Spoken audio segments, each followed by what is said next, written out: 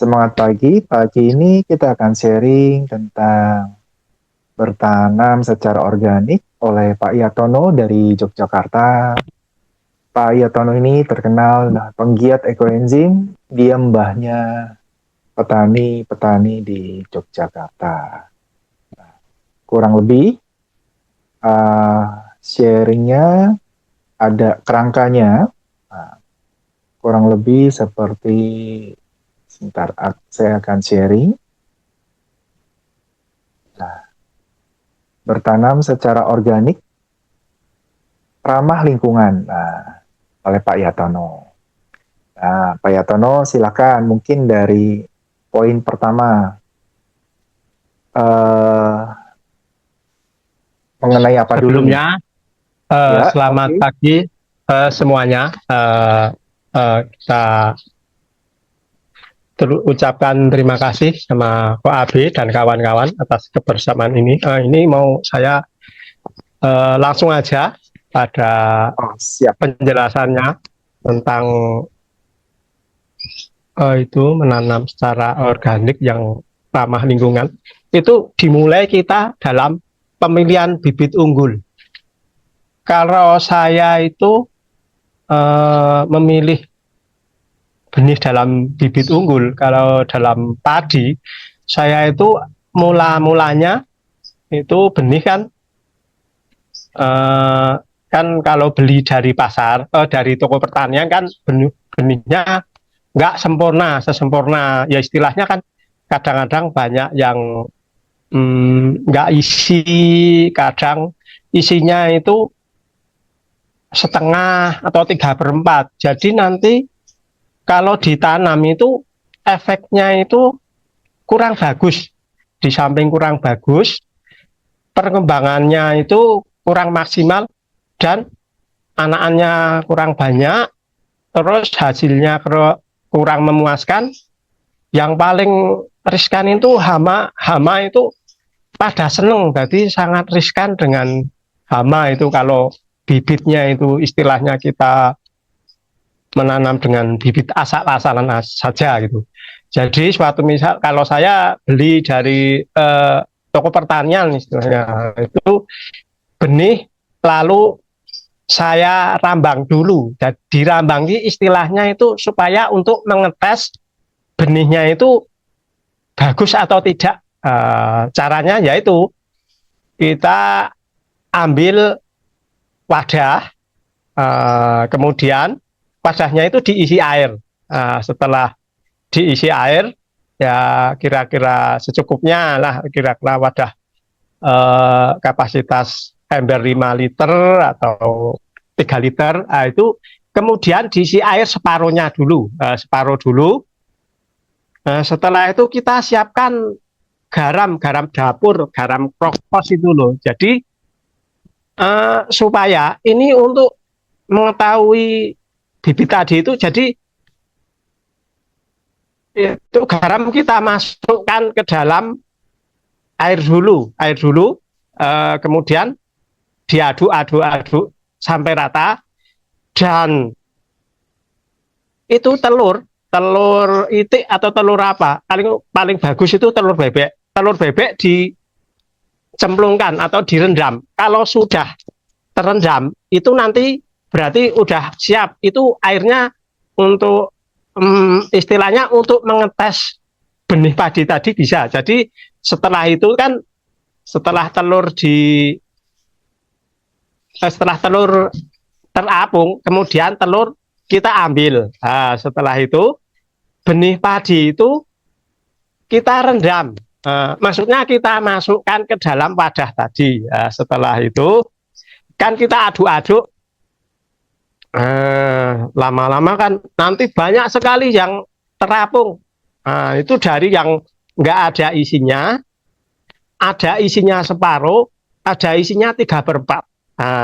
Gitu. Jadi setelah begitu toh, kan kemudian yang terapung tadi dibuang itu dikasihkan ayam, nggak mau. Ayam itu juga tahu ya kalau itu benihnya nggak ada berasnya itu tahu ayam, jadi kita buang aja nggak mau ayam. Nah, setelah itu kan semua yang benih tadi dimasukkan, yang dibuang. Lalu setelah semuanya terendam itu kemudian dibuang airnya, diganti. Pokoknya gabah dicuci sampai bersih 3 kali dicuci ya, kemudian dicuci 3 kali, istilahnya supaya air garamnya itu nggak ada. Nah, setelah itu kemudian baru direndam dengan air yang bersih, yang steril tadi. Nah, itu jadi direndam itu. Kalau saya untuk menghasilkan benih, yaitu untuk yang supaya daya tumbuhnya itu bisa maksimal, bisa bareng, saya tambahi cairan ekoenzim. Jadi caranya gitu, saya tambahi cairan ekoenzim, perbandingannya 1/1000. Suatu misal airnya tadi 5 liter, jadi saya kasih 5 mili, begitu. Itu kemudian setelah itu saya rendam selama 2 hari 2 malam benih padi tadi itu. Nah, setelah direndam 2 hari 2 malam, kemudian kan benih lalu kita tiriskan. Nah, kita saring supaya berkecambah. Itu kemudian benih setelah disaring kan atos itu istilahnya udah nggak ada airnya, saya semprot dengan ekoenzim lagi yang agak kabut itu. Lalu saya masukkan ke wadah, kemudian saya peram. Jadi tujuannya saya peram supaya benihnya bisa berkecambah gitu. Jadi kecambah dengan sempurna, dengan bagus, istilahnya bareng-bareng berkecambah. Jadi semua langsung berkecambah. Selama itu tergantung benihnya. Kadang-kadang kalau benihnya bagus, itu 1 kali 24 jam sudah dibuka itu. Bisa udah ada kelihatan mau jeramut-jeramutnya atau tumbuh itu mau akarnya itu. Jadi tadi yang tadi maksudnya untuk di peram tadi kan ditutup, tetap ditutup yuk dalam wadah itu supaya lembab itu loh, supaya gitu. Jadi tutup, disimpan di tempat yang sejuk atau di dalam rumah itu, jadi gitu. Nah, setelah kan ada udah istilahnya udah tumbuh, begitu kemudian itu kan cara memilih bibit unggul. Nah, terus gimana kok AB ini dilanjut ke untuk yang slab selanjutnya atau gimana, Pak AB? Mungkin kalau sampai sini ada pertanyaan dari teman-teman, silakan. Ayo, silakan. Bisa di chat atau buka mic juga boleh. Langsung aja kalau tanya. Oh, langsung aja.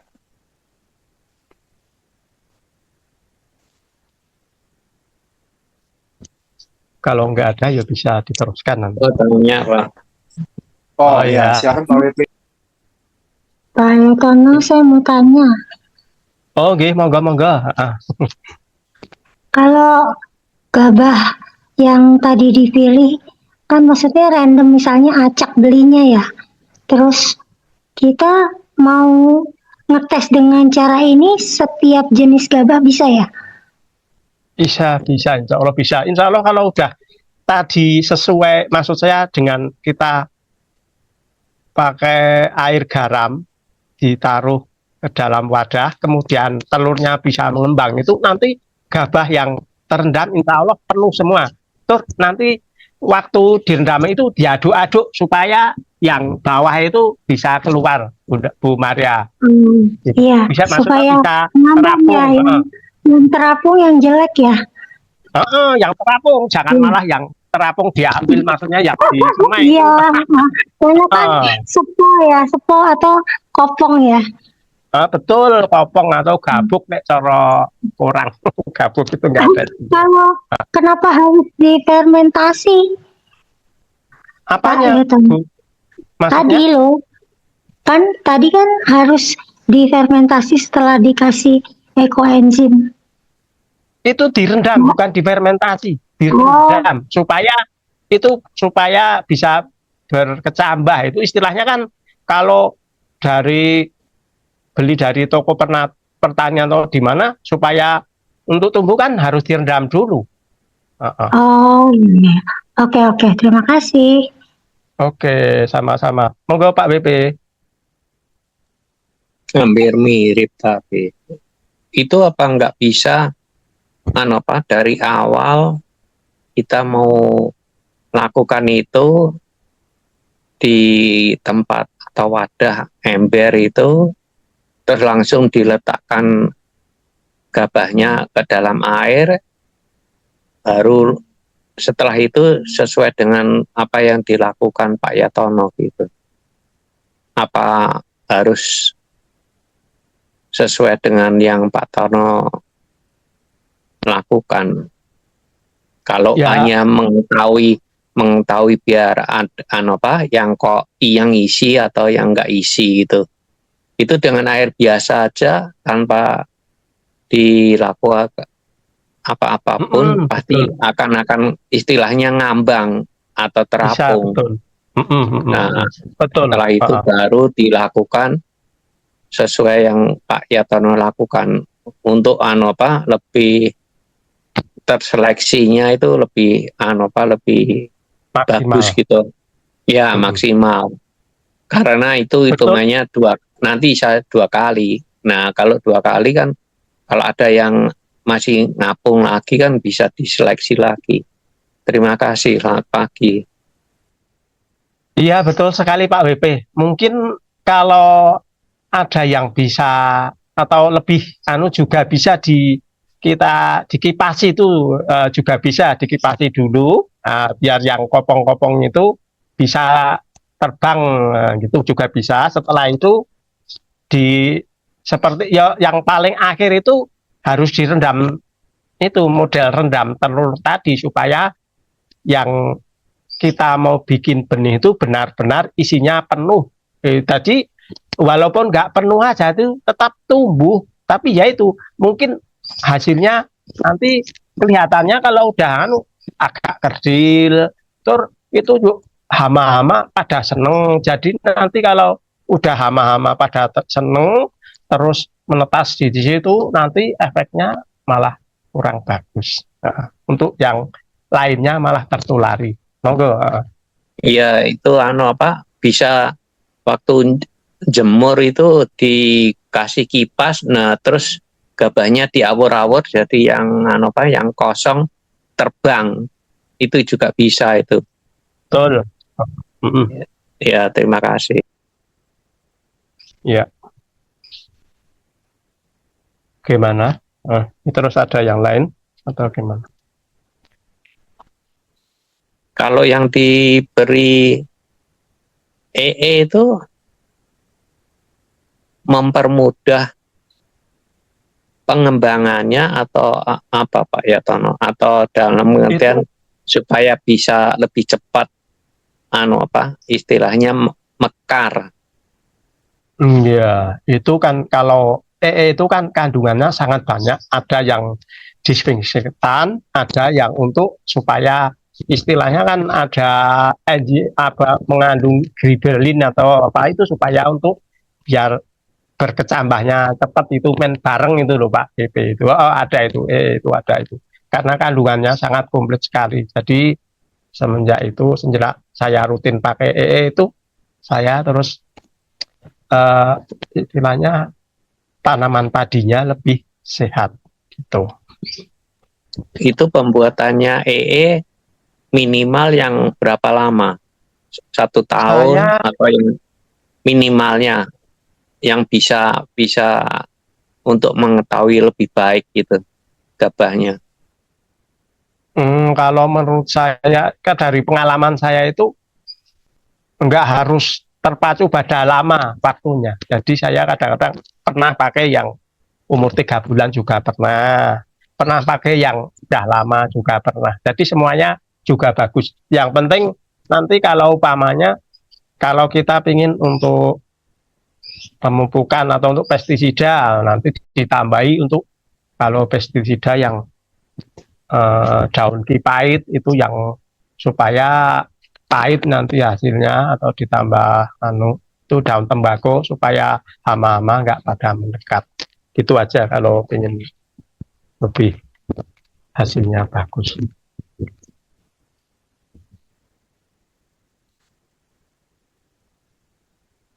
Terus monggo yang lainnya ini, atau dilanjut atau gimana? Siap, ada pertanyaan tambahan mengenai Pak memilih bibit, silakan. Jika tidak ada, mungkin boleh lanjut ke poin berikutnya, Pak Yatono. Oke ya, ini saya lanjutkan ya. Jadi kalau ini walaupun mungkin ini agak nggak berurutan temanya, nggak apa-apa ya kok AB. Yang jelas kan maksud saya kan supaya yang udah saya lakukan gitu aja. Jadi ini kan Siap. kemungkinan Oke. setelah itu kan kemudian kan kita siapkan persemaian itu setelah, jadi siapkan persemaian yang untuk menyemai. Jadi untuk menyemai itu kemudian dibikin seperti bedengan itu. Jadi lalu kita semprot ekoenzim juga supaya itu untuk pencegah itu untuk hama-hama itu, kemudian dicampuri dengan pupuk kompos itu. Jadi lalu diulet-ulet itu dicampur sampai homogen gitu, campur. Kemudian ditebar itu. Jadi paling bagus itu kalau menebar benih itu,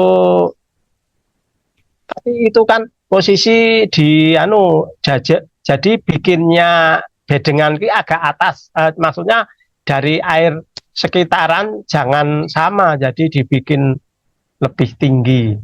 Setelah itu kan kemudian ditaburi tadi itu gabah benih yang udah tumbuh tadi, ditabur merata itu. Kalau jangan dekat, jangan rapat-rapat. Jadi jangan rapat-rapat, itu paling enggak yo 1-2 cm, tapi yo harus hati-hati. Jangan kadang-kadang ada yang orang tua itu menaburnya itu di kayak di sawat-sawat, dilempar-lempar, itu jangan. Jadi kita harus menaruhkan dengan sesuai hati kita, bersambil berdoa gitu, supaya nanti hasilnya bagus, supaya ini untuk berkah untuk kita semua, jadi supaya bisa jadi binnya bagus itu. Kemudian setelah ditabur rata, itu kita tutup dengan pupuk kompos atau pupuk kandang yang sudah kering, yang sudah difermentasi, jadi supaya enggak terlalu panas kena sinar matahari. Jadi itu ditutup, tapi enggak tutupnya jangan tebal sekali ya, cuma istilahnya kadang-kadang untuk supaya burung-burung itu enggak datang, atau ayam-ayam enggak matui itu. Jadi tujuannya sama supaya untuk pupuk pertumbuhan itu. Setelah itu kan kemudian 1 minggu kemudian disemprot ekoenzim. Semprot ekoenzim, ya itu 1:1000 itu semprot ekoenzim, sampai sekitar umur padi sekitar 17 sampai 20 hari. 20 hari kan kita siap tanam, sudah siap ditanam. Jadi setelah itu kita kan mau ditanam kan harus lahannya udah dibajak dulu. Jadi dibajak, kemudian udah rata itu. Jadi sebelum ditanam tadi dibajak rata, dan juga disemprot ekoenzim, direndam pakai ekoenzim juga. Jadi supaya nanti dalam pengolahannya itu lebih mudah. Yo, mikroba lengkap itu unsur makro dan mikronya itu juga terpenuhi di tanah itu. Kemudian nanti kalau dengan kita secara alami dengan yaitu kita dengan yang sesuai hati nurani kita, kita kan pengen yang alami. Nah, untuk berbuat baik dengan alam itu, jadi kita kemarin saya juga daun-daun yang di sekitaran rumah itu saya potong juga saya benamkan di dalam lahan-lahan itu untuk pupuk sangat bagus, jadi unsur N-nya sangat tinggi. Kalau daun lamtoro atau daun wesen, rereside itu sangat bagus untuk N-nya, kandungan N-nya tinggi. Jadi waktu benamnya itu kan dibajak pertama kan istilahnya supaya masih berungkal-berungkalan itu dibenamkan, setelah selesai dibajak dibenamkan gitu supaya busuk tadi. Terus kan mau ditanami padi dibajak supaya jadi halus, jadi lembut gitu. Jadi bajaknya 2 kali. Setelah dibajak 2 kali tadi itu dan udah disemprot ekoenzim, kalau saya itu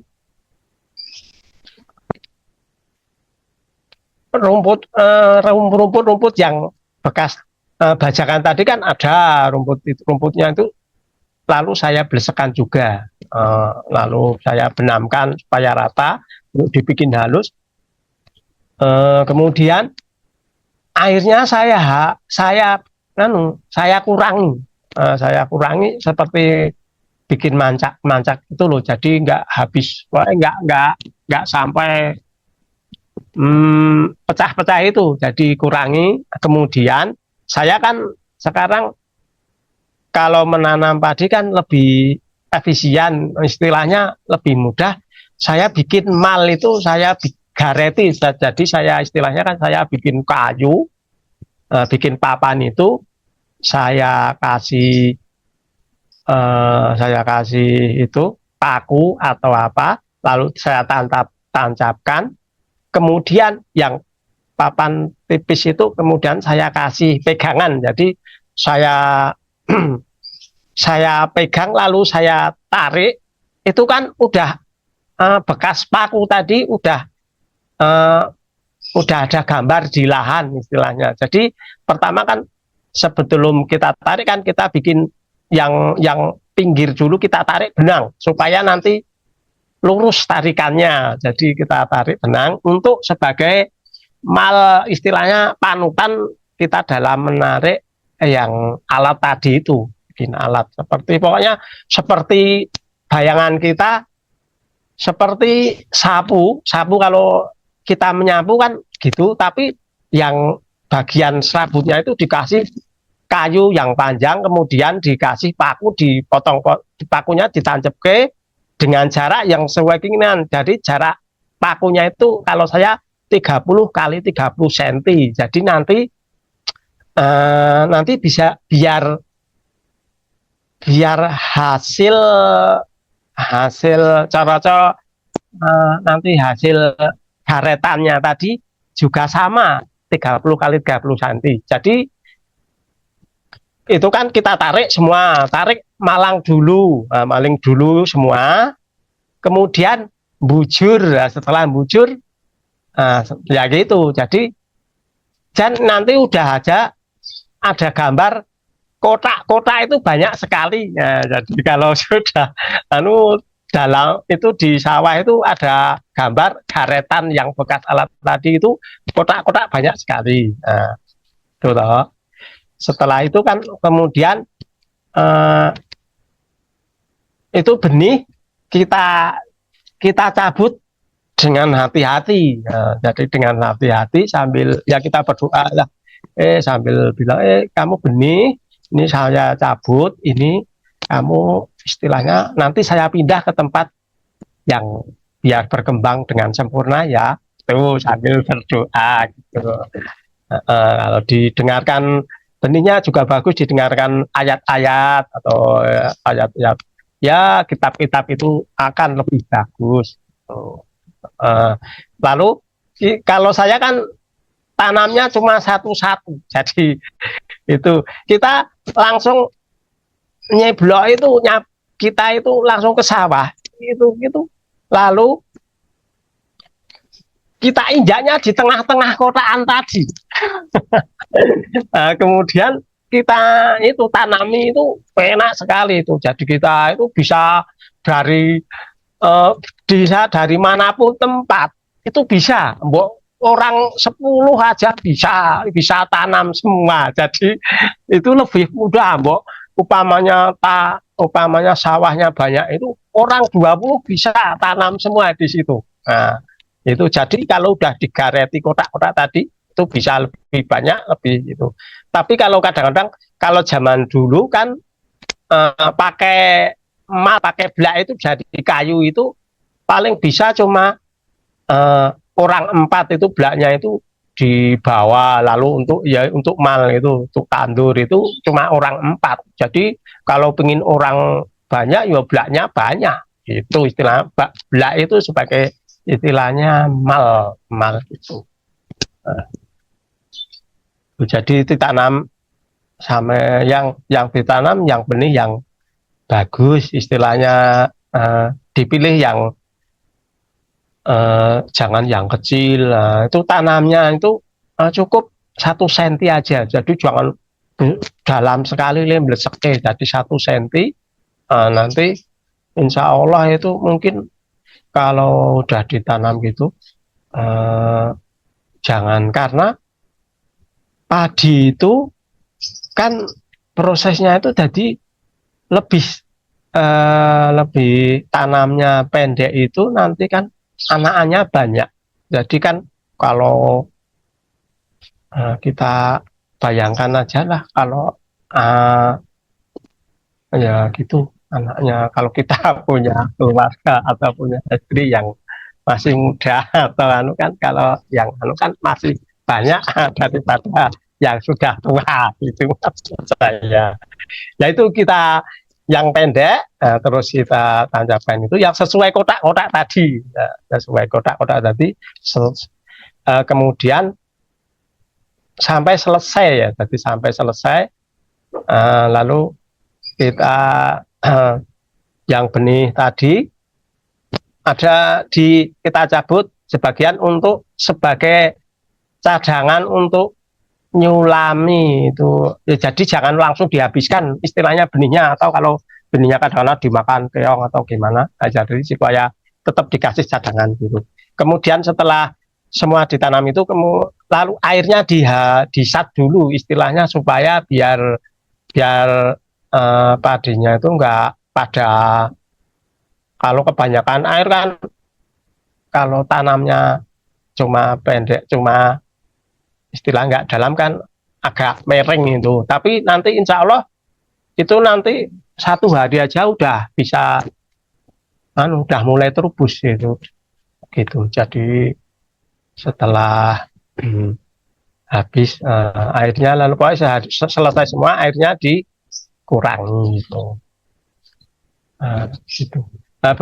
Begitu toh cara penanamannya. Itu barangkali ada yang perlu ditanyakan nanti, kalau belum nanti bisa berlanjut dengan materi lainnya. Kalau nggak ada pertanyaan, monggo.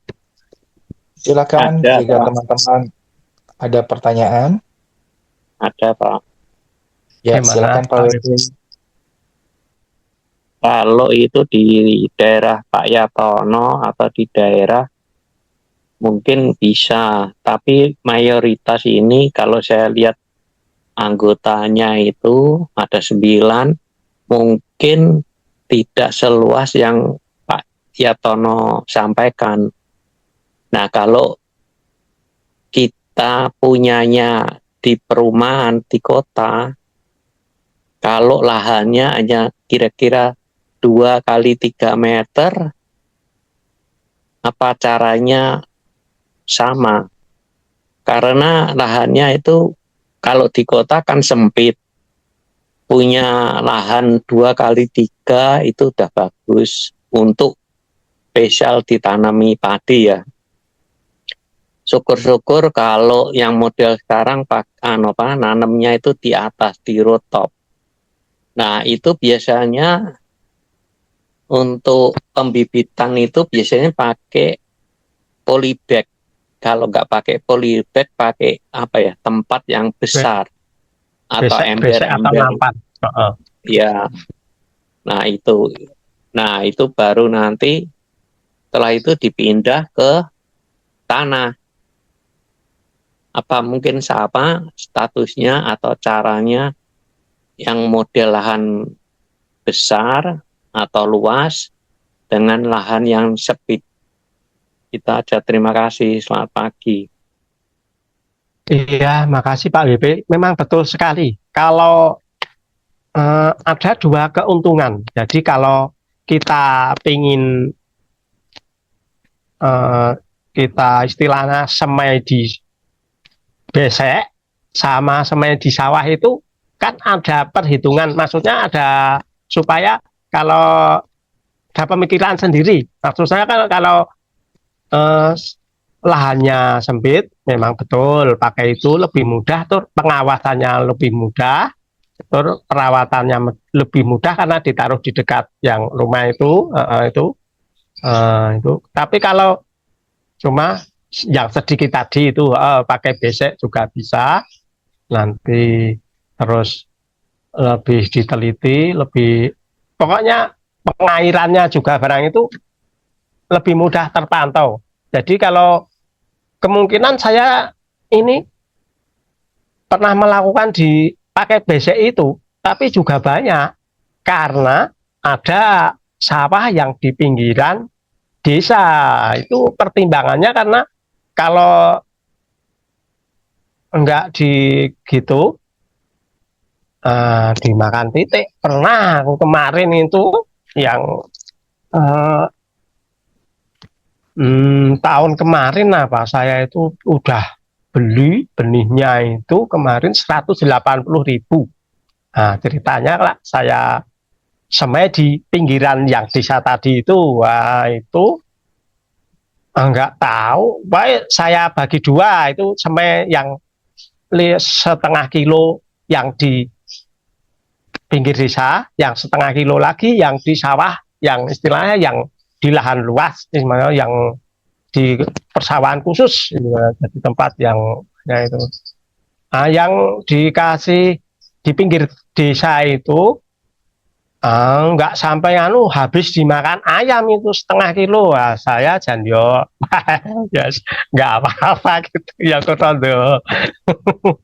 Istilah waduh ini gimana wong mau saya cek itu aku tahu-tahu udah habis, lalu saya nyemai lagi, kan nyemainya saya istilahnya mau semai lagi, saya kemudian saya kasih jaring-jaring itu tempat semainya yang namanya ayam itu. Sekali tahu itu ada makanan, ayo besok diulangi gue jujukan, jadi jujukan ngejak bolo, jadi istilahnya wah langsung dimakan nih semuanya. Jadi akhirnya saya itu alternatif waktu itu terus beli di Magelang sana itu, wah ternyata saya nggak tahu modelnya benihnya gimana, malah saya rugi banyak. Hasil akhirnya mah banyak sekali tadi yang kopong dan disukai hama. Jadi kalau tanamannya tumbuh subur, tapi begitu mau ada itu gabahnya langsung banyak itu burung emprit dan hama-hama pada tangan. Jadi begitu betul Pak BP. Jadi maksudnya memang perbedaannya ada pertimbangan. Kemudian kalau atau di desa yang untuk perkotaan mungkin bisa pakai polybag juga bisa. Jadi makanya nanti ditanam di polybag juga bisa. Ini aku besok mau coba untuk polybag ini supaya bisa untuk percontohan itu. Aku pengen yang aku kan udah nyiapkan polybag apa banyak gitu. Monggo yang lain kalau ada pertanyaan. Bisa juga dibuat perak Pak Yatono, ditingkat. Jadi umpama Iya, iya. padinya kira-kira tingginya setengah meter atau 75 cm, nah ditingkat. Lahannya itu istilahnya sesuai dengan satu tanaman itu, satu tancapan padi itu dia bisa bergerak atau berkembang itu berapa senti. Kalau katakanlah 15 cm berarti kita memberi space sekitar 25 sampai 30 cm. Nah, itu dibuatkan kotak atau kandang. Nah, itu untuk ditanami padinya itu setelah proses pembibitan itu. Jadi sawahnya jadi sawah kotak tapi tingkat. Nah, itu akan menambah volume atau kuantitas hasil padinya. Itu aja. Terima kasih. Selamat pagi. Iya, betul Pak Wipin. Monggo yang lainnya, barangkali ada. Monggo, ya silakan. Jika ada pertanyaan atau kita ke topik berikutnya. Ya, mungkin topik berikutnya aja, Pak Yatono, silakan. Oke, ya. Ini langsung. Kalau untuk pemupukan itu ya harus kita pupuk yang secara alami itu. Jadi kalau kompos ya kita taburi. Jadi setelah itu di tanaman tadi itu udah ditanam kan. Kemudian kalau yang saya kan airnya saya kurangi itu dulu. Nah, setelah mulai bersembunyi, dikurangi mungkin selama 3 hari. Setelah 3 hari agak istilahnya supaya agak kering, supaya kalau tanaman padi itu kalau kebanyakan air nanti tidak terlalu asam, nanti malah kurang bagus. Jadi di samping itu untuk meminimalisir itu hama-hama itu. Jadi kalau di tempat saya kan ada keong, nah itu supaya keongnya itu bisa berkurang. Jadi untuk hama keong itu juga ada teknik sendiri. Jadi kalau saya itu dibikin parit itu loh. Jadi kita di pinggiran sawah kita itu dibikin parit, cuma lebarnya sekitar 20 cm. Jadi di pinggir di pinggir-pinggir sawah itu, jadi upamanya sawahnya kotak itu ya ada di kotaknya, jadi kotak itu berarti memupeng lah istilahnya, memupeng paritnya itu supaya itu. Jadi intinya supaya yang keong tadi cuma di dalam air tadi ya. Setelah itu keong di dalam air tadi nggak kemana-mana kan. Kalau keong itu ada tanaman padi langsung mendekati, kemudian dimakan deh langsung semua. Jadi itu langsung nggak kelihatan tanaman padi, langsung ya istilah dimakan begitu, langsung semua. 1 hari dimakan banyak keong ya bisa habis. Jadi begitu. Di dalam air tadi kan udah ada, kalau ada keongnya kita kasih umpan daun-daun pepaya atau daun talas. Nah, kemudian kan keongnya pada melumpuk di situ, lalu kita ambil ditaruh di pematang, atau kalau saya kadang-kadang keongnya juga bisa dibikin pupuk cair, bikin PSB atau asam amino juga bisa gitu. Jadi nanti keongnya juga untuk pupuk tanaman padi tadi. Jadi kalau bikin asam amino atau POC, ya itu nanti bisa untuk menyemprot tanaman padi tadi. Jadi itu untuk pemupukan yang itu ditabur-tabur dalam sekitaran itu, lahan itu, maksudnya sekitaran tanaman itu dikasih pupuk-pupuk yang rata, itu pupuk.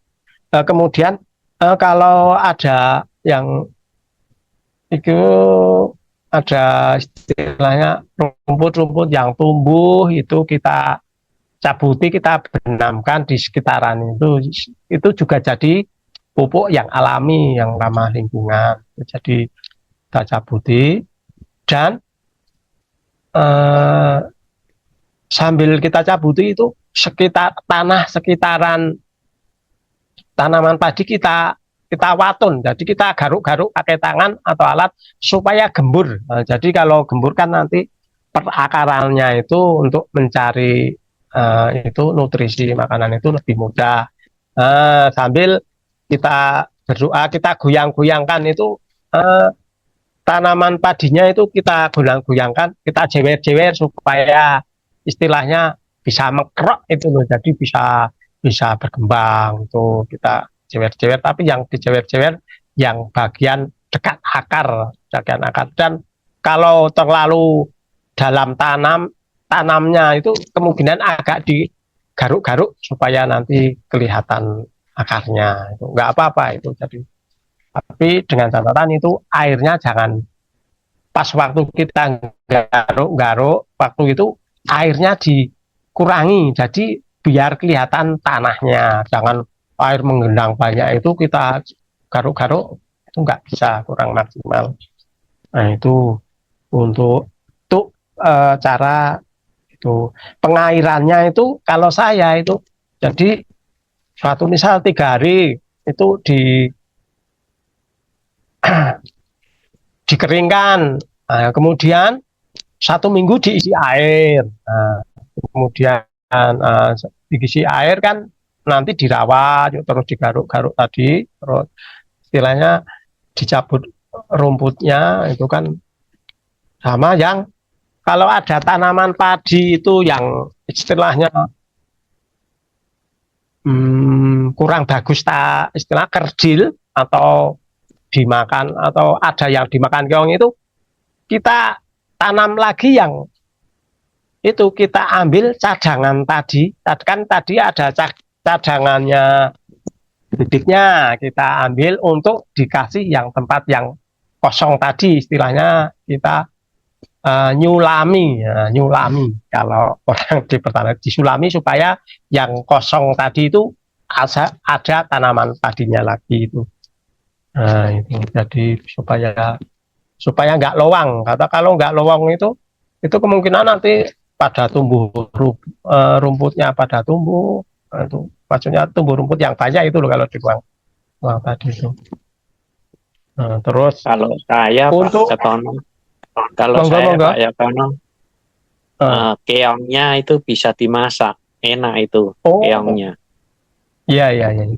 Iya, caranya gimana Pak? Caranya? Ya tergantung kita mau masaknya apa. Ada yang direbus saja, terus dikasih garam, terus nanti dimakan pakai kecap sama lombok, sambal gitu. Itu bisa, atau pakai bumbu. Nah, kalau pakai bumbu jenisnya macam-macam. Masaknya masak apa itu enak itu. Keong dulu waktu saya kecil sering dimasakkan orang tua. Terima kasih, selamat pagi. Itu keongnya jenisnya yang kuning atau yang hijau atau gimana? Itu kan jenisnya banyak, katanya kan kalau yang kuning itu beracun Pak WB itu keongnya itu. Jadi saya ya memang dulu ponaan saya pernah masak ya enak, tapi saya kan belum tahu keong yang bagus itu, yang seperti apa Pak WB. Ya itu kadang-kadang tergantung ngolahnya. Ngolahnya ya ada yang kalau menghindari lendir itu biasanya dikasih Kalau istilah saya njet atau apa Jet ya. kapur putih, Kapur. kapur putih. Nah, untuk menghilangkan itu apa lendir. Nah, itu makanya tergantung dari pola masaknya atau lingkungan setempat itu kadang-kadang bisa beda. Jadi Nova nggak bisa untuk standar. Itu pun Oh anu iya. apa? Iya, Kadang kalau nggak kalau nggak garam, dibuat garam sate. atau satenya. Iya. Kalau mau saya kirimi Pak WP, aku ada stok banyak. Kalau mau saya kirim. Nah, kalau bekecot itu yang saya tahu ya mungkin di daerah Jawa Timur, mungkin Ngawi, Nganjuk atau mana itu tambah dibuat keripik Wih, lah. iya, ada belalang pun ada dibuat keripik. Nah, itu pun keripik akan ada yang ada yang dibuat bumbu, ada yang enggak, hanya digoreng. Nah, tergantung masing-masing. Terima kasih, selamat pagi. Ya, itu sebetulnya kalau orang mau mengolah keong itu, kalau mau itu sebetulnya banyak loh. Itu kalau itu sebetulnya kalau yuk dibikin masakan-masakan itu, saya itu pernah masak itu yang saya sendiri yang doyan, yang keluarga nggak seneng ya lama-lama males. Kalau pada banyak yang mau, saya pernah masak itu yang dicot itu ponakan-ponakan pada mau, saudara saya mau, keluarga saya nggak mau, ya lama-lama malas itu. Jadi pernah Nah, dulu itu aku masak ya. makanya masaknya Pak Yatono. Iya. Senangnya masaknya model apa gitu. Kalau katakanlah di dominan pedas ya mungkin banyak lomboknya, terus bumbunya biasanya apa banyak jahenya atau banyak rempah-rempahnya, rempah-rempah yang biasa di lingkungan Pak Yatono yang dipakai apa. Nah, itu Kalau biasanya oh, akhirnya nanti membuat orang tertarik. Cuma hanya icek main bumbu. kalau saya icek itu. Putus-putus, Pak. Putus-putus. Hmm. Oh ya, Suaranya putus-putus putus-putus. ini, putus-putus. Dari tadi, Pak? Dari tadi atau barusan? Enggak baru aja. Oh, ya, ya. Oh, ya, ya, ya. Ini udah lancar. Udah lancar. Lancar. Mas. Oh, ya. Ya, ya. Oke, oke, oke. Terus yang lain mau tanya atau dilanjut atau gimana?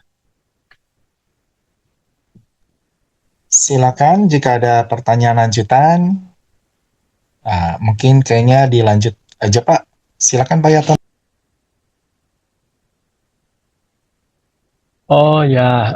Ini untuk pencegahan hama itu saya hanya sekitar asal saya kan kalau pencegahan hama dari sejak awal tadi pakai ekoenzim tadi itu. Jadi nanti setelah ditanam tadi 1 minggu disemprot ekoenzim. Jadi semprotnya itu kalau pagi sebelum matahari terbit itu kalau pagi.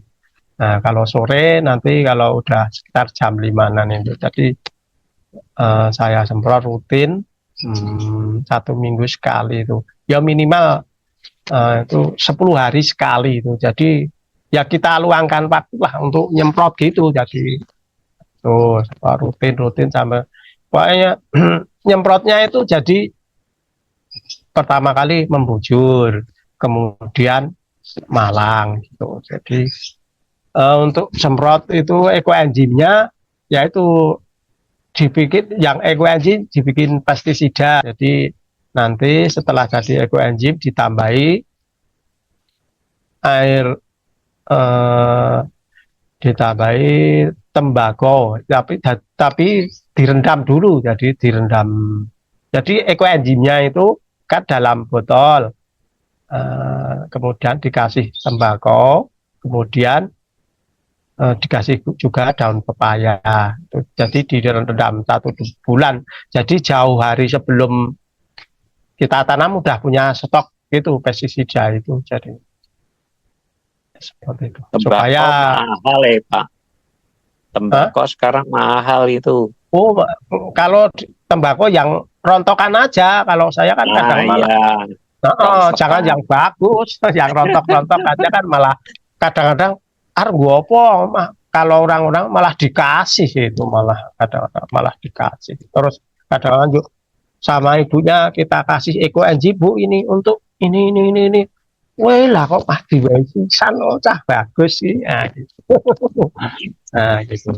Kemudian kita pokoknya yang penting rutin ya nyemprotnya. Nah, untuk pencegahan hama saya cuma pakai itu aja. Jadi kalau untuk walang sangit itu mungkin kadang-kadang ada walang sangit banyak. Itu cara pencegahannya kita alihkan itu. Jadi bukan kita bunuh itu. Jadi kita alihkan yang namanya sesuatu ciptaan yang dari itu yang maha kuasa itu ada manfaatnya, cuma kita itu nggak tahu aja. Kadang-kadang kita nggak tahu, terus kita bunuh atau gimana, terus kita pokoknya apalagi samin bunuhnya pakai pestisida yang kimia itu kadang-kadang orang sampai gedumel walah homone ya, gitu yang kurang bagus itu. Padahal itu kan ciptaan yang maha kuasa itu. Jadi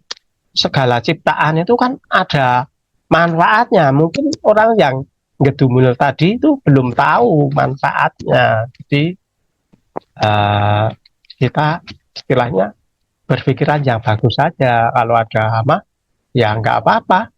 Aku punya cara untuk mengalihkan hama, itu aja. Jadi cara mengalihkan ya kalau di tempat saya kan saya bikin ajir-ajir itu banyak.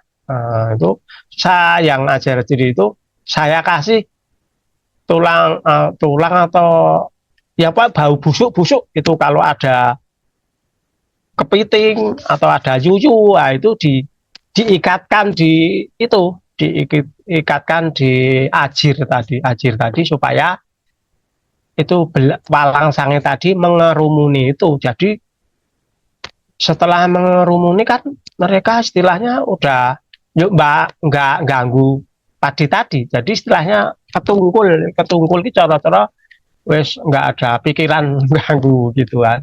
Atau ditanami bunga itu keningkir reflugia atau apa itu. Pokoknya keningkir yang membuat itu pada kan baunya yang agak beda ekstrim itu nggak pada berdatangan di situ.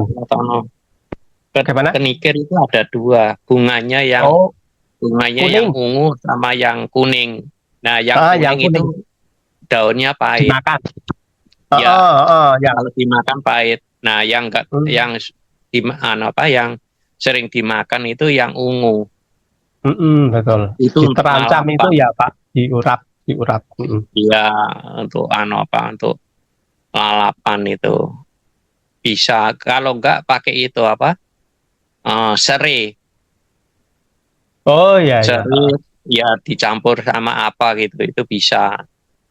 Kalau lahannya luas ya istilahnya dikasih di tengah, dikasih batang, istilahnya orang-orangan. Nah, terus di ujung-ujungnya dikasih tali, diikatkan di tengah-tengah. Nah, ditarik-tarik di tengah tali itu dikasih rafia atau apa, seperti istilahnya ngusir serangga atau apa itu.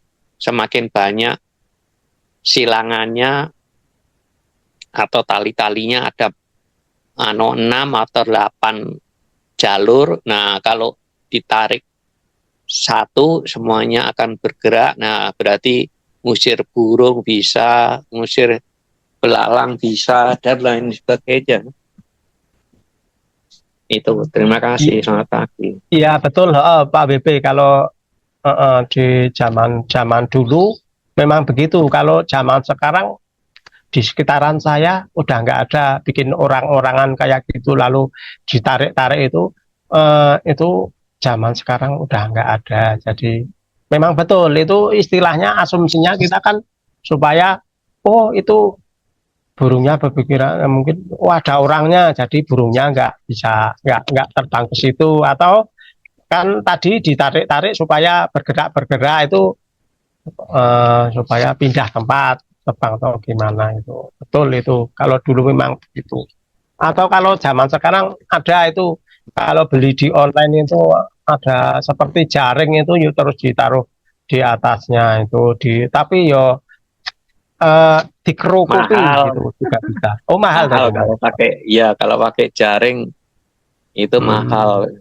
Oh iya, iya. Aku pernah lihat itu pakai jaring kayak dikerukup gitu. Tapi ya itu kalau pas lagi ada istilahnya lekas mulai ada padinya biasanya pasangnya itu. Kalau di awal-awal belum dipasang Betul. begitu.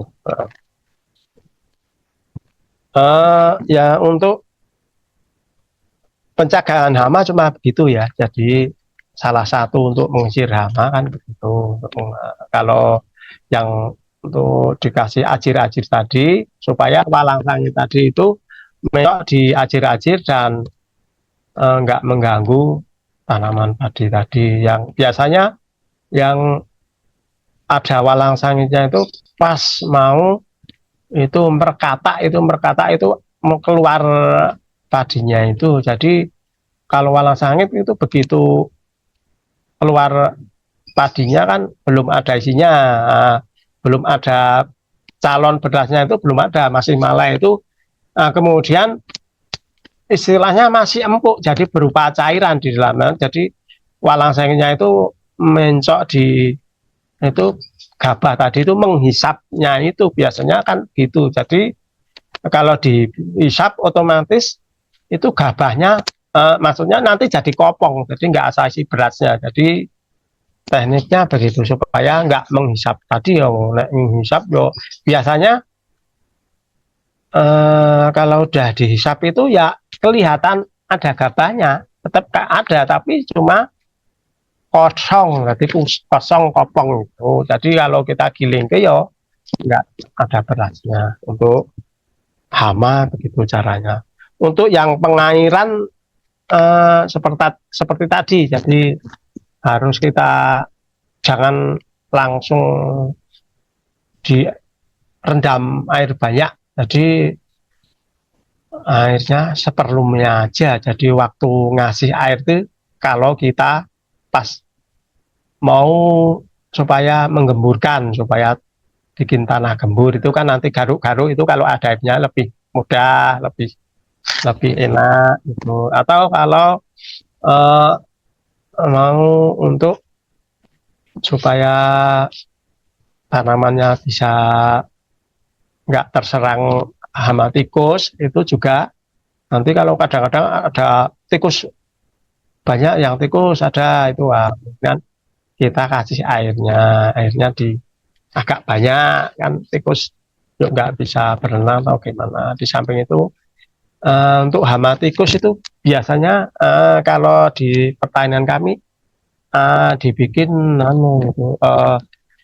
kita pelihara burung hantu yang tipe apa itu ada burung hantu jenis itu di peliharanya di dekat sawah itu dibikin seperti bekupon kandang toro itu ditaruh biasanya kan ada itu jadi pertama dikasih itu di burung hantunya itu bisa datang sendiri maksudnya itu asal orang-orang pada nggak nembak itu nanti burung hantu itu asal dibuatkan oma-oman atau kandang itu nanti udah pada datang ke situ burung hantu itu kalau udah menetap di situ sewaktu ada tikus walaupun jaraknya sekitar 500 meter aja udah terdengar itu loh jadi satu satu burung hantu aja itu dalam satu malam ki bisa untuk membunuh sekitar 25-an lebih, itu lebih bisa satu tikus itu. Jadi nanti walaupun agak jauh itu burung hantu tahu, itu langsung tahu cepat sekali itu menangkapnya tikus, langsung dimakan gitu. Atau paling enggak kalau enggak dimakan kadang-kadang dimatikan itu loh tikusnya, atau eh, yang penting mati lah, dimakan, cuma dilukai tikusnya mati gitu.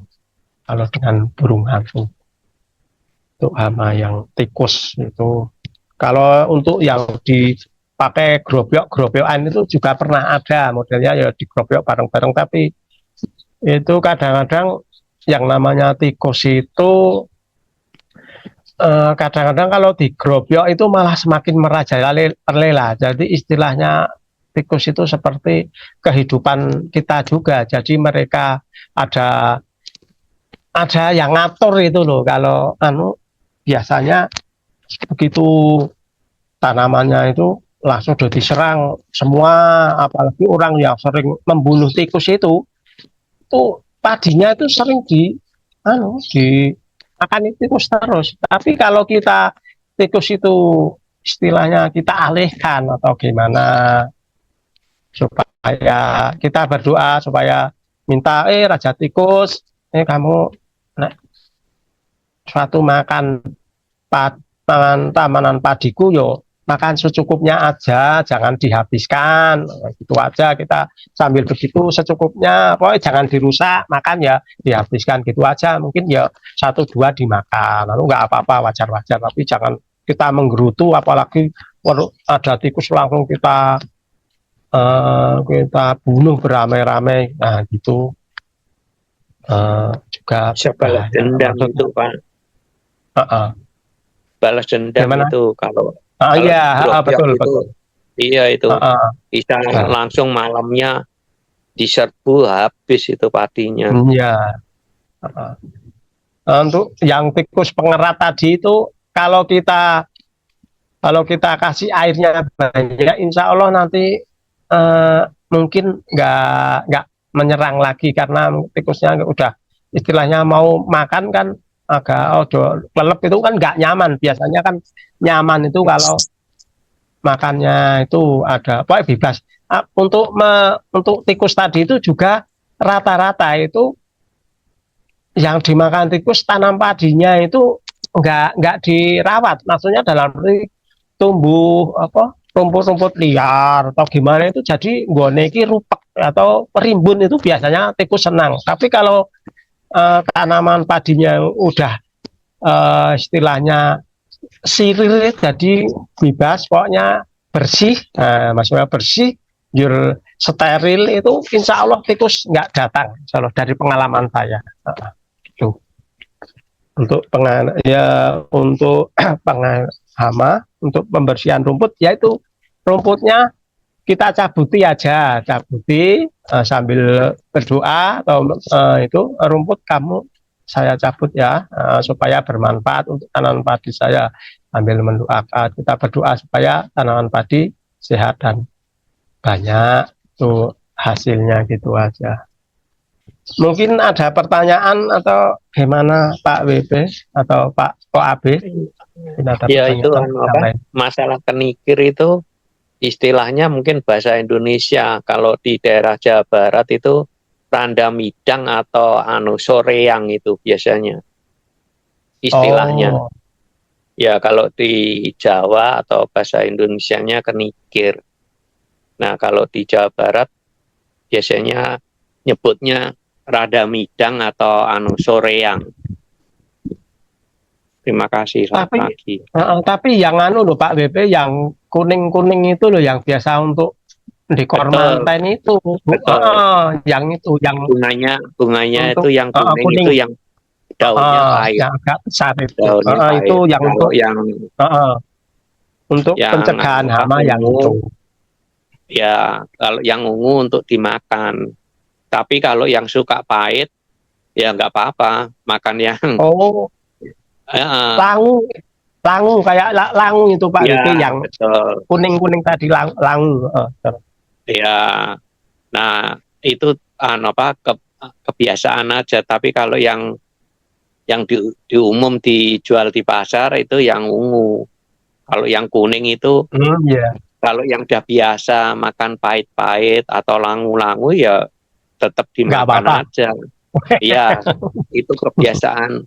Maaf, kalau yang di Jawa Barat biasanya kan Oh, tumbuhan atau daun-daunan kan biasanya suka itu lalapan untuk lalapan. Terima kasih.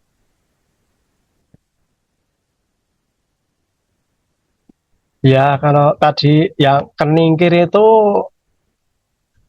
tadi yang disenangkan untuk keluar bunganya itu supaya mengeluarkan bau-baunya itu supaya nggak mendekati itu loh. Jadi bau-baunya kan agak langu atau agak gimana, pokoknya bau khas, ciri khas keningkir tadi terus hama-hama yang itu, serangga yang predator yang istilahnya yang kurang menguntungkan itu nggak mendekat. Itu kalau kadang-kadang kalau kita tanam dengan ramah lingkungan itu kan ada yang namanya musuh-musuh alami yang bantu petani itu kadang-kadang ada ada tuh kata itu nanti bisa terus ada cacing-cacing barang itu pada hidup, pada bantu kalau umpamanya ada serangga yang atau apa yang kira-kira mau merusak tanaman,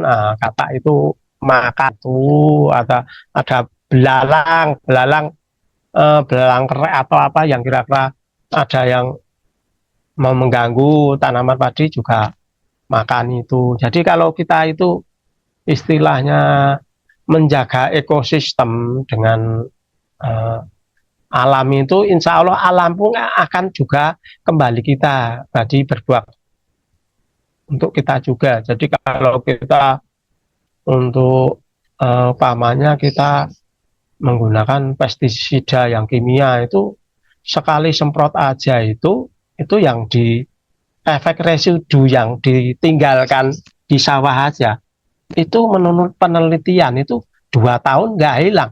Bayangkan aja kalau dalam 1 kali masa tanam kita uh, nyemprotnya minimal kan bisa umpamanya mau membunuh rumput pakai herbisida itu semprot itu udah 1 kali. Terus kedua umpamanya di dalam tanaman padi ada serangga atau jamur, nah itu udah pakai obat lagi, terus itu udah 2 kali, ketiga lagi nanti terus kalau ada mau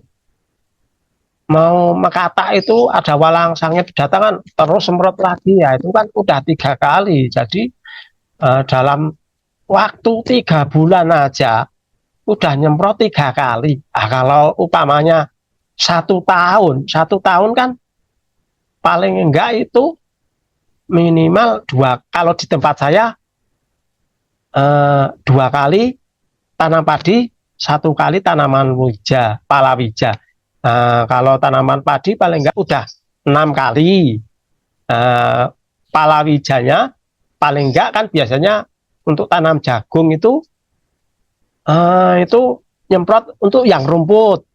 Setelah nyemprot rumput kemungkinan cuma rumput aja kalau jagung itu nyemprotnya supaya rumputnya itu pada mati-mati itu. Jadi 1 tahun 7 kali. Kalau di tempat saya mana di daerah saya, kalau yang sawah yang ditanami padi terus-terusan, ayo 1 tahun palinglah 9 kali. Terus dikalikan udah berapa tahun legat sawahnya, ya gitu. Itu berarti kan semakin lama semakin tanahnya kan kurang bagus. Jadi kalau tuh bisa membunuh yaitu cacing, itu kadang-kadang bisa mati. Padahal cacing kan bisa menggemburkan tanah itu loh. Gitu. Jadi kalau kita dengan kimia itu mungkin kalau udah saking kepepetnya, tapi biasanya yang namanya kepepet itu awal-awalnya karena teledor, jadi istilahnya awal-awal nggak ada perawatan, kemungkinan itu tanaman kan bisa kita ajak ada kita tahu jadi oh ini tanaman subur, oh ini tanaman sehat. Nah, kalau tanaman sehat itu nggak mungkin ibarat nggak mungkin ya pada keserang hama, maksudnya kita ibarat imun tubuh kita itu sehat, nggak mungkin tuh kita itu sering sakitan, apalagi hati kita itu damai tentrem, nah itu kan nggak sering bikin orang marah, karena itu kita itu harus hidup damai tentrem, itu kan imun jadi kuat, jadi tubuh juga sehat. Seperti tadi juga tanaman padi kalau tidak dengan sepenuh hati kita rawat, terus airnya cukup, terus bibit unggul, terus kita beri nutrisi, kita beri itu yang baik, kemudian pestisida yang alami, itu insya Allah nanti semuanya berjalan dengan lancar. Ya kita itu hanya manusia biasa, hanya bisanya berusaha itu. Jadi untuk rezeki kan kita sandarkan pada yang di atas sana ya. Kalau kita berbuat baik, insya Allah kita akan mendapat kebaikan juga, begitu aja. Monggo yang lain kalau ada Pak Yatono pertanyaan untuk yang dicat mohon dijawab Pak Yatono, dari Bu Maria itu sama Bu Hari. Ya bentar Dijawab. maaf ya karena saya ntar ya saya tak sambil ya. Jadi kenikir bunga ya Pak, yang bisa dipakai pengusir hama, bukan kenikir lalap. Ya bunganya tadi itu kan mengeluarkan baunya tadi. Ya. Kalau kemangi apa bisa buat ngusir hama juga? Kalau kemangi itu bisanya dibikin ngusirnya kita campur jadi seperti air, seperti cair itu jadi disemprotnya itu. Jadi baunya kemangi itu enggak disukai sama itu serangga atau itu. Jadi baunya enggak disukai. Jadi umpamanya kalau istilahnya kita berpikir yang umpamanya kalau orang yang wangi sama yang pengu, otomatis kita itu mendekati yang wangi. Kalau yang pengu kan nggak didekati, itu kalau manusia. Tapi kalau itu maksudnya yang hama tadi itu malah yang bau-bau wangi itu jadi nggak mau mendekati. Jadi ini kok baunya beda dengan bau biasanya. Itu kita ke yang biasanya di tetangga itu yang baunya seperti istilah itu.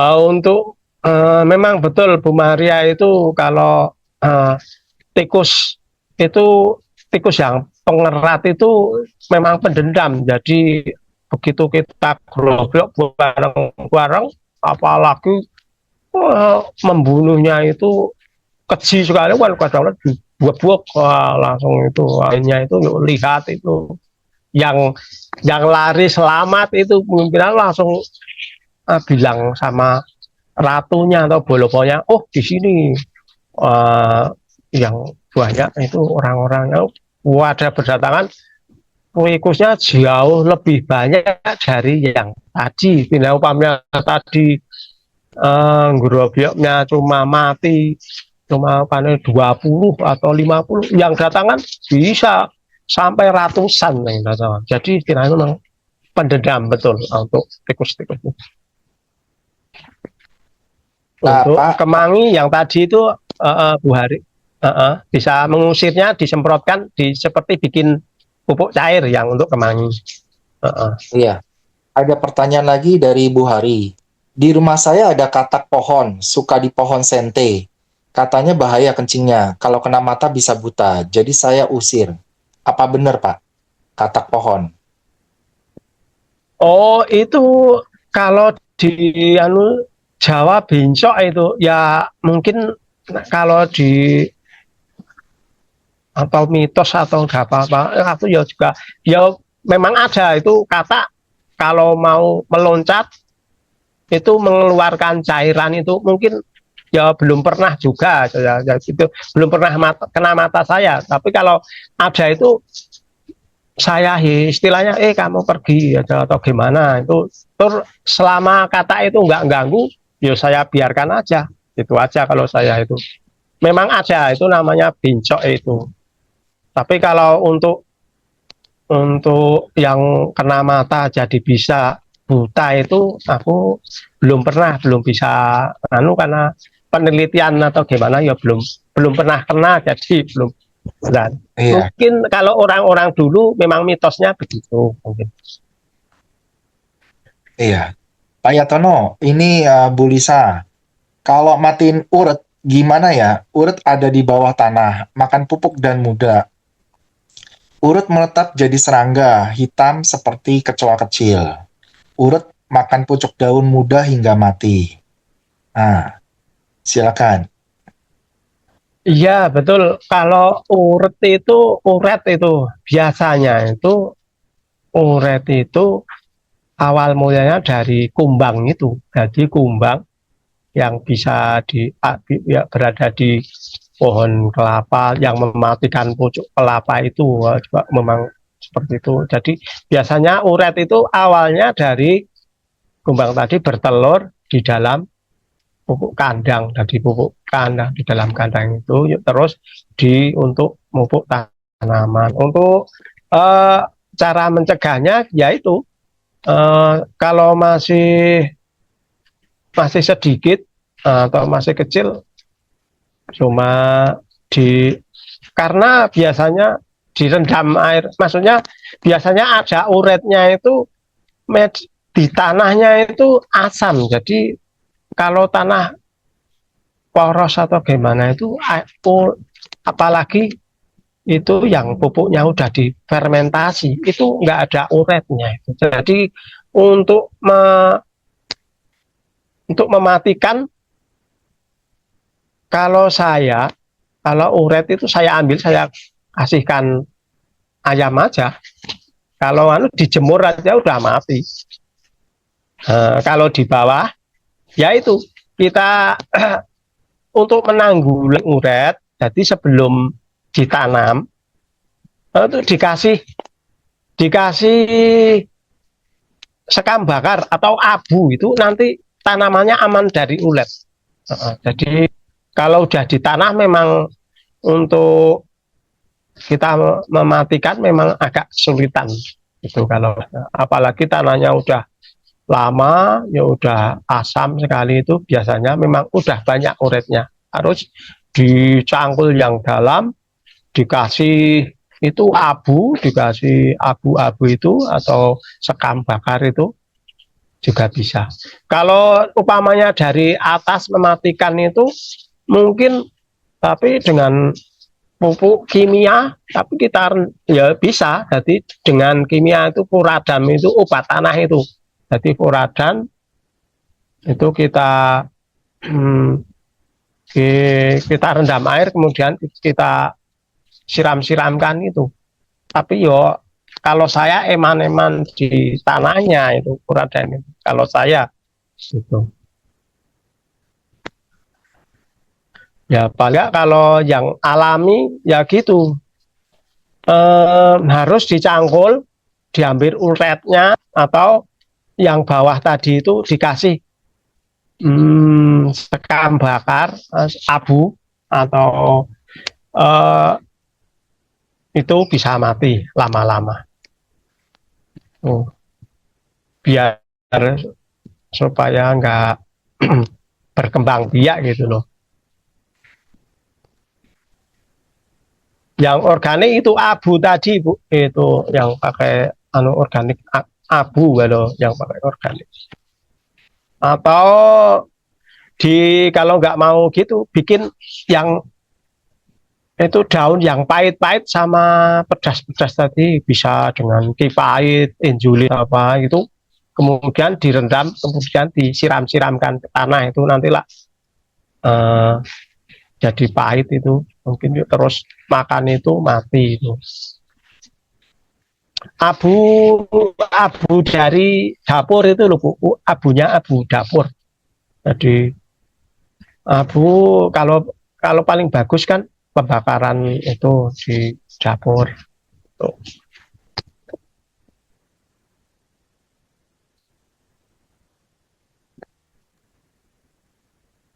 Ada lagi Bu? Iya, Bu Hari. Oh, daun sirsak. Itu masukkan itu Bu Hari. Saya Kalau untuk pestisida, ngusir hewan kecil yang kalau akar. kalau daun sirsak itu juga bisa untuk mengusir itu, jadi daun sirsak ditumbuk halus, dicampur dengan itu bawang putih, itu dengan bawang putih, dengan tembakau juga, daun pepaya, daun mimba, nah itu kemudian ditumbuk halus, kemudian direndam dengan air. Jadi daunnya itu satu genggam atau daunnya itu 5 lembar itu. Kalau yang tembakonya itu 1 genggam, terus yang bawang putihnya itu 5 siung, itu kemudian ditumbuk, masukkan ke wadah, lalu dikasih air 2 liter itu, kemudian direndam itu selama 2 minggu. Nanti baunya busuk sekali itu, tapi untuk nyemprot bisa bisa dicoba. Siap. Memang mbahnya pertanian. Ramuan itu tidak mematikan akar, Pak. Itu pertanyaan lanjutan. Enggak mematikan. Itu biasanya kalau akar itu kan ada lapisannya, jadi lapisan yang kuat itu supaya untuk tahan seperti itu. Jadi kalau seperti itu enggak apa-apa. Malah yang paling bahaya itu kalau uret tadi itu, begitu makan akar langsung putus, langsung. Rata-rata yang di tanaman pepaya itu yang disukai, apalagi pepaya yang udah mau berkembang itu kan banyak nutrisinya di akar, lalu uretnya makan, tahu-tahu layu terus mati biasanya di tanaman pepaya itu. Yang penting akarnya jangan luka, Pak. Kalau akarnya luka, Ya, ya. akan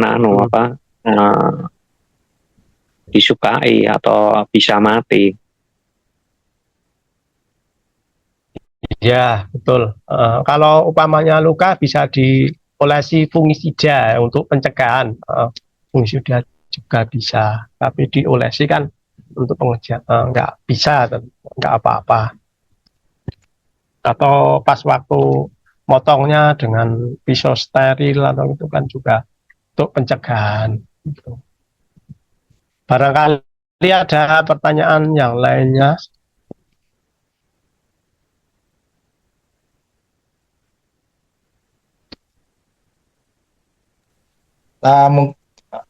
Ntar. Mungkin lanjut aja, Pak. Boleh? Silakan. Itu sampai tadi kayaknya udah selesai materinya atau kurang apa Pak? Itu kan udah pencegahan, pengairan, pembersihan rumput, pemupukan tadi udah. Terus apa lagi Pak? Udah. Oke, kalau udah nggak apa-apa, Pak Yatono ditutup aja. 1-2 kalimat penutup untuk pertanian organik ini, silakan.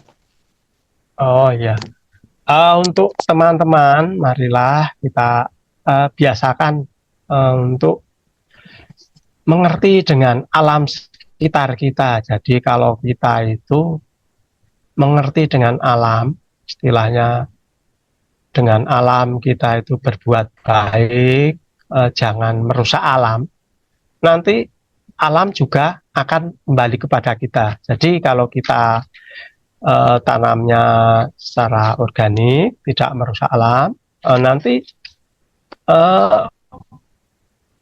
itu musuh-musuh alami juga mau berdatang membantu kita, dan hasilnya itu hama, maksudnya untuk hama-hama juga nggak mau, istilahnya nggak mau mendekat, yang mereka pada mengerti, jadi gitu. Dan untuk tanaman padinya hasilnya sudah lebih maksimal, hasilnya bagus, terus untuk kebutuhan kita konsumsi juga sehat. Begitulah untuk teknik cara penanam tadi yang secara organik. Terima kasih, Kok Abi. Iya. Terima kasih Pak Yatono, memang banyak pertanian organik. Terima kasih, kita cukupi sudah topik bahasan ini, semoga berguna bagi teman-teman. Terima kasih, selamat pagi semuanya. Iya, kalau misalnya Terima masih kasih juga, Pak.